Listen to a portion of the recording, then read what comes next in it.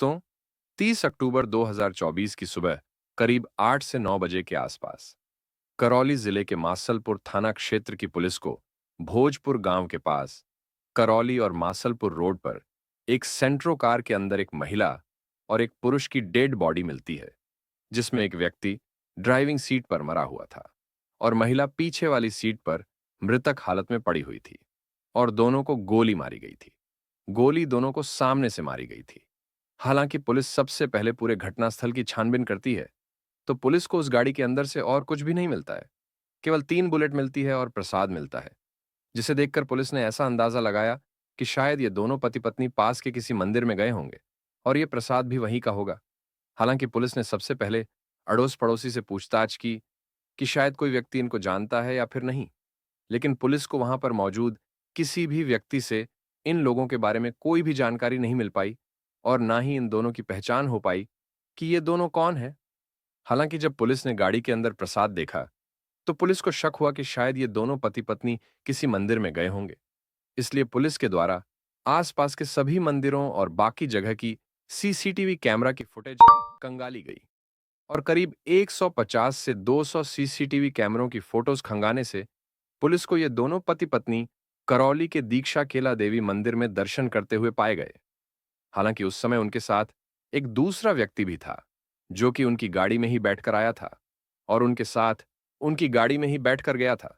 लेकिन उस व्यक्ति की मौत नहीं हुई थी और वो व्यक्ति वहां से गायब था। इसलिए पुलिस का पूरा टारगेट उस व्यक्ति को ढूंढने में ही लग जाता है और उस व्यक्ति की जगह जगह पर तलाश करने में लग जाती है। हालांकि पुलिस की काफी भाग दौड़ के बाद पुलिस ने चमन खान को गिरफ्तार कर लिया, जो कि इटकी गांव का रहने वाला था। और जब पुलिस ने उसे गिरफ्तार करके पूछताछ की, तब उसने पुलिस को गुमराह करने की काफी ज्यादा कोशिश की। लेकिन जब पुलिस ने उससे कड़ाई से पूछताछ की, तो उसने अपना सारा अपराध कबूल कर लिया और उसने बताया कि मैं मरने वाला विकास सिसोदिया के मामा रामबस का नौकर हूं और मैं उन्हीं के यहां नौकरी किया करता हूं और इन दोनों का मर्डर रामबस ने किया है, अपने ही हाथों से गोली मारकर। मेरा इसमें कोई भी हाथ नहीं है।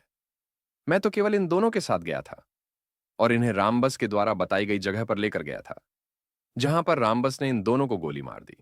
हालांकि इसके बाद पुलिस रामबस को ढूंढने में लग जाती है। हालांकि दोस्तों, चमन खान के बयान के आधार पर पुलिस के द्वारा रामबस को उसके घर से गिरफ्तार किया गया और उससे पूछताछ की गई। लेकिन पुलिस की पूछताछ में वो बताता है कि मेरा इस मर्डर में कोई भी हाथ नहीं है। मैंने इन दोनों का मर्डर नहीं किया है, क्योंकि मैं पिछले 3 से 4 दिन से कहीं बाहर गांव गया हुआ था। लेकिन जब पुलिस ने रामबस की फोन लोकेशन ट्रेस की, तो पुलिस को पता चला कि उस दिन रामबस घटना वाली जगह के आसपास ही मौजूद था और उसकी फोन की लोकेशन भी घटना वाली जगह के आसपास ही थी। इसीलिए पुलिस के द्वारा रामबस से कड़ाई से पूछताछ की। हालांकि इसके बाद पुलिस के द्वारा जब रामबस से कड़ाई से पूछताछ की गई, तो उसने बताया कि उसी ने ही इन दोनों पति पत्नियों की हत्या की है और मरने वाला विकास सिसोदिया मेरा भांजा है और मैंने उसकी हत्या उसकी मां लालों देवी उर्फ ललिता के कहने पर ही किया है। उसी ने मुझे इन दोनों की हत्या करने के लिए कहा था और यह सारा प्लान उसी का था, क्योंकि ये दोनों उसकी बात नहीं मान रहे थे। हालांकि दोस्तों, इसके बाद पुलिस के द्वारा तुरंत ही ललिता देवी उर्फ लालों को गिरफ्तार किया गया और उससे कड़ाई से पूछताछ की गई। तो उसने बताया कि मैंने ही अपने बेटे और बहू का मर्डर करवाया है, क्योंकि ये दोनों मेरी बात नहीं मान रहे थे। पुलिस की पूछताछ में ललिता बताती है कि मैंने अपने बेटे को काफी मुश्किलों से पाला था, उसे पढ़ाया लिखाया था, लेकिन उसने मेरे प्यार का गलत फायदा उठाया और वह किसी लड़की से प्यार कर बैठा और उससे शादी करने के ख्वाब सजाने लगा। लेकिन वो लड़की हमारी जाति की नहीं थी, इसीलिए मैंने उसे शादी के लिए साफ साफ मना कर दिया और मैं उसकी शादी जबरदस्ती अपनी पसंद की एक लड़की के साथ करवा दी।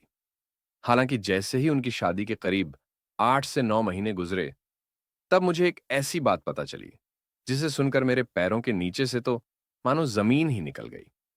क्योंकि मुझे पता चला कि ये दोनों पति पत्नी केवल नाम के ही पति पत्नी थे। इनका आपस में कोई भी संबंध नहीं था, यानी कि उनके बीच कोई भी फिजिकल रिलेशन नहीं था। ये केवल पति पत्नी होने का नाटक ही कर रहे थे। हालांकि दोस्तों, पुलिस की पूछताछ में लालो ने यह भी बताया कि मेरे बेटे और बहू की शादी के करीब 8 महीने के बाद मुझे एक दिन पता चला कि मेरी बहू के किसी गैर पुरुष के साथ अवैध संबंध है।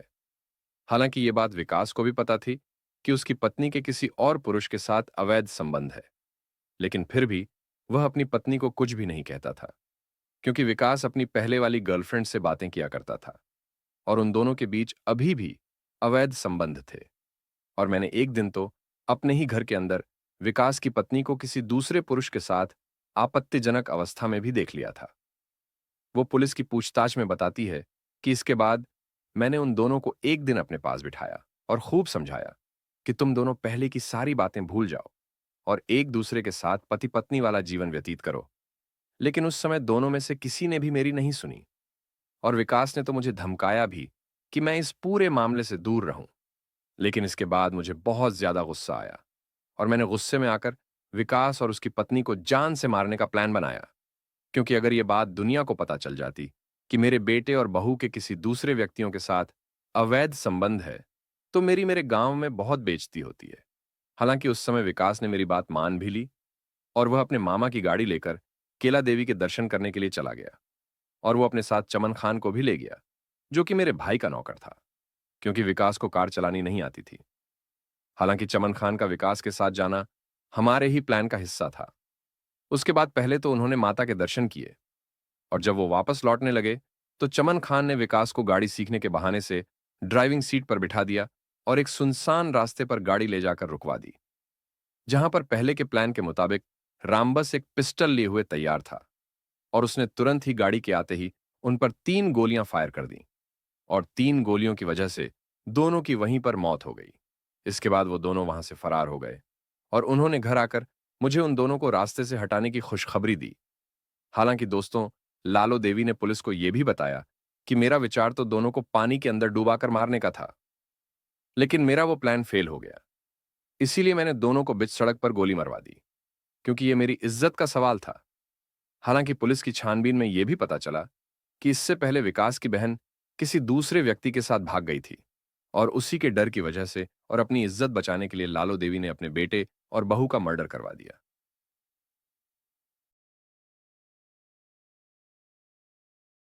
दोस्तों, हमारे चैनल को सब्सक्राइब कर लीजिए। आपको रोज नई कहानियां मिलती रहे।